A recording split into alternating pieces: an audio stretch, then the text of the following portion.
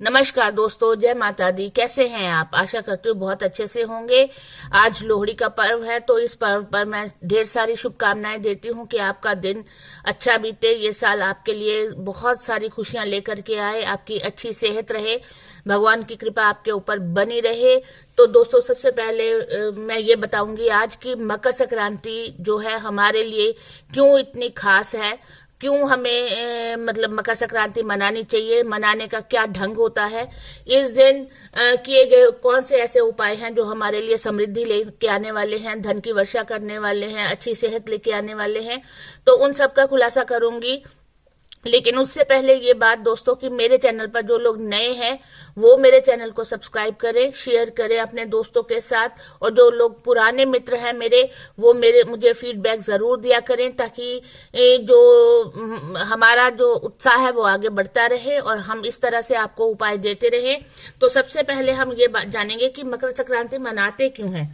इस दिन भगवान सूर्य जो होते हैं इनका विशेष महत्व होता है। इस दिन भगवान सूर्य मकर राशि में प्रवेश करते हैं। पहला तो कारण यही है कि मकर संक्रांति मनाई जाती है, बुआई और कटाई इस दिन से स्टार्ट होती है, इसलिए ये मकर संक्रांति मनाई जाती है।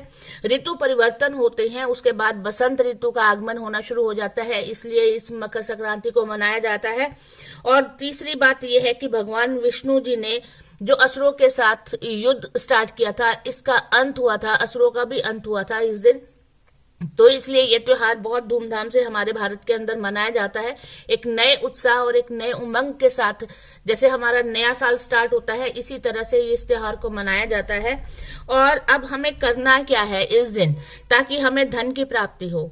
तो दोस्तों, सबसे पहली बात ये होती है कि धन को प्राप्त करने के लिए हमारा मानसिक संतुलन भी ठीक होना चाहिए। हमें उस चीज की मैनिफेस्टेशन हमारे दिमाग में होनी चाहिए कि हमें धन प्राप्त करना है, आलस्य को छोड़ना है। तो सबसे पहले सूर्य भगवान की उपासना जो है इसमें बहुत जरूरी मानी जाती है।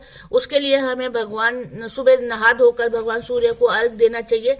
और अगर हमें चाहिए कि हमारी सेहत अच्छी रहे और हमारा जो स्वास्थ्य है वो बिल्कुल ठीक ठाक रहे, तो उसके लिए हमें इसके लिए जो तिल होते हैं उस पानी में डालकर सूर्य को अर्घ देना चाहिए। और सूर्य भगवान का मंत्र ओम सूर्याय नमः करते हुए उसको जल अर्पित करेंगे तो हमारा जो ये साल है बहुत अच्छा बीतने वाला है। वैसे तो भगवान सूर्य को डेली अर्घ दे तो बहुत अच्छा होता है, लेकिन मकर संक्रांति वाले दिन तो जरूर ही देना चाहिए।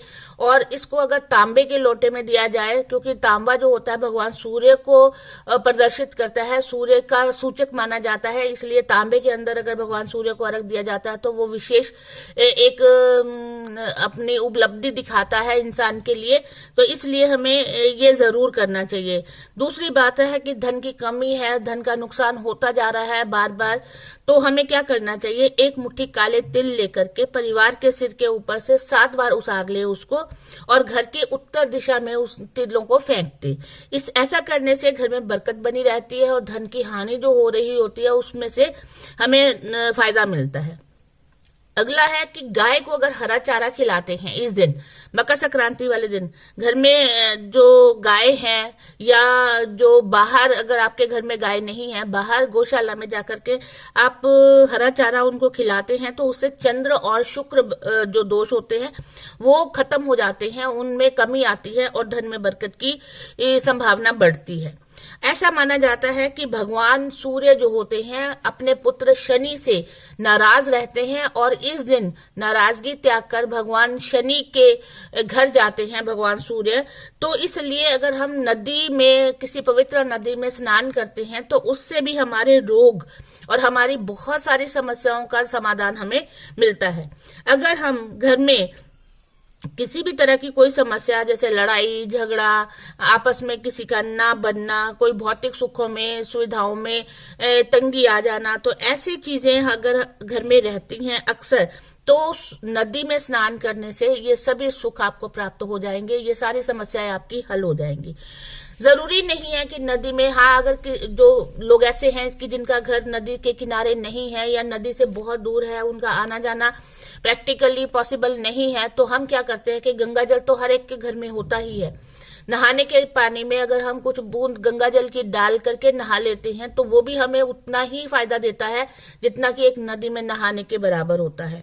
मकर संक्रांति वाले दिन जो कहते हैं कि भगवान दक्षिणायन से उत्तरायण होते हैं और उत्तरायण में होना उनका अति शुभ माना जाता है, इसलिए जब ये ऋतु परिवर्तन भी होता है और इस दिन हमें क्या होता है कि दिन थोड़े से बड़े होने शुरू हो जाते हैं। वैसे तो 25 दिसंबर से हम मानते हैं कि दिन बड़े होते हैं, लेकिन हमारे हिंदुओं के अनुसार अगर हम हिंदू एस्ट्रोलॉजी को समझे तो उसमें हमारे उत्तरायण से ही दिन बड़े होने शुरू हो जाते हैं।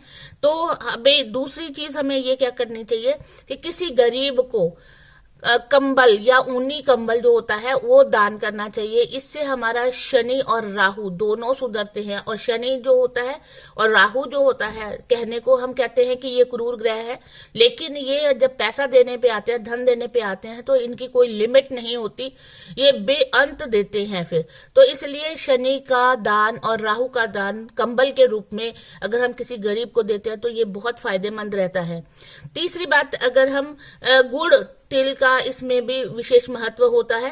अगर गुड़ और तिल का हम दान करते हैं तो ये भी हमें बहुत सारी समस्याओं से छुटकारा दिलवाता है। खिचड़ी का दान करना, घी का दान करना, घी का दान करने से हमें भौतिक सुखों की प्राप्ति होती है और जितनी भी हमें सुख सुविधाएं हमें चाहिए होती हैं वो घी का दान देने से हमें प्राप्त होती हैं।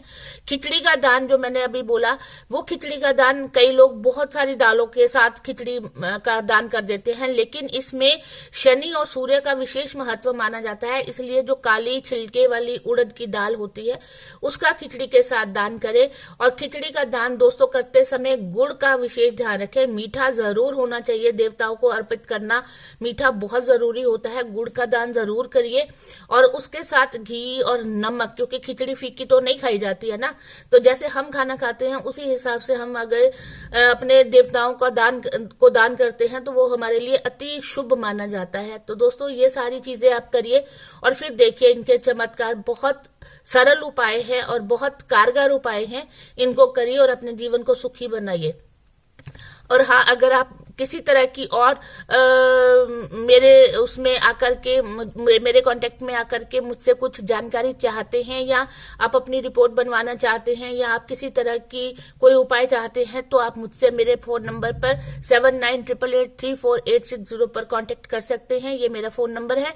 और thank you so much and have a nice day and happy Makar Sankranti and happy Lohri.